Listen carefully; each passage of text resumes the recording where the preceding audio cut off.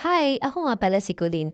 Ito nga pala yung ginagawa ko sa loob ng isang linggo bilang working student at isang estudyante. Hindi nga pala biro ang pagsabay-sabayin ang mga task sa school at sa pagtatrabaho. Talagang kailangan paglaanan ng oras at pagod. Hindi man madali pero alam kong kakayanin ko din. Minsan sobrang nililibirin ako sa pagtatrabaho at the same time pumapasok pa ako sa school. Ang nagiging routine ko ay pumapasok ako sa trabaho sa gabi at sa umaga naman mag-aaral ako sa school. May mga araw na sobrang puyat ako na pumapasok sa school at kulang pa sa kain. Pero okay lang yan, as long as nag enjoy tayo sa mga bagay na gusto nating gawin, ipagpatuloy lang natin ito at mas lalo pa nating galingan.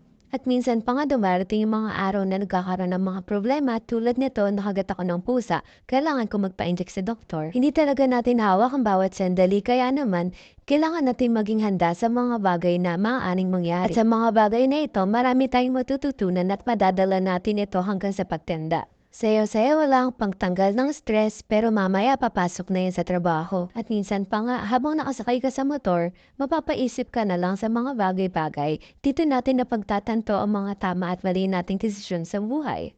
Nakakapagod man minsan pero kailangan natin lagi magpatuloy. Sa kabila ng mga to, may mga bagay pa rin na nagsisilbing stress reliever natin.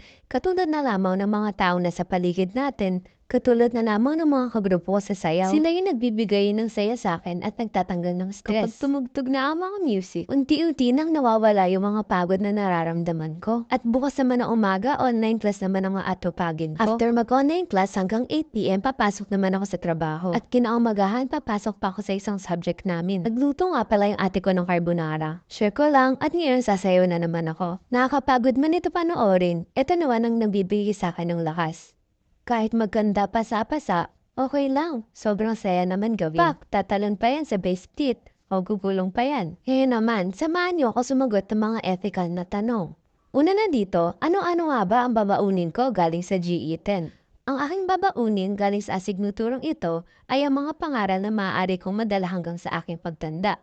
Marami mga usapin sa asignaturang ito ang labis na makakatulong sa katulad ko na kabataan at estudyante na hinuhubog pa lamang ang ugali at aming sarili. Pangalawa, ano-ano ang mga aralin, kaisipan at mga karunungan ang nakatulong sa iyo sa inyong paglago bilang isang moral at etikal na tao? Sa aking palagay, ito ay ang pagkontrol sa aking sarili sa kahit anong aspeto maging sa ugali at pagdedesisyon. Ano-ano ang mga aralin, kaisipan at mga karunungan ang humamon sa iyo sa iyong paglalakbay bilang isang moral at etikal na tao? Sa humamon sa akin ay ang decision making, kung saan hindi natin basta-basta ginagawa, marami tayong bagay na dapat ikonsidera para makapagdesisyon. Marami tayong mga bagay na isasakripisyo para sa magandang pagdesisyon. Lahat ng desisyon na ginagawa natin sa araw-araw, maliit man o malaki, ito ay may malaking epekto sa ating buhay at sa ating kinabukasan.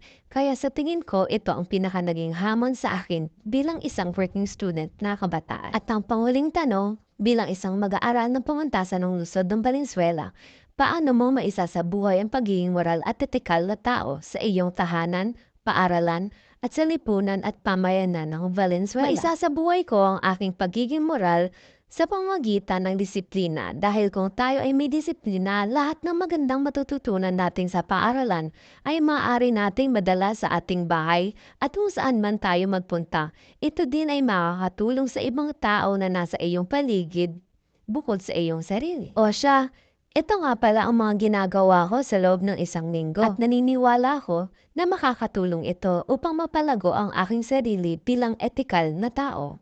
Paalam!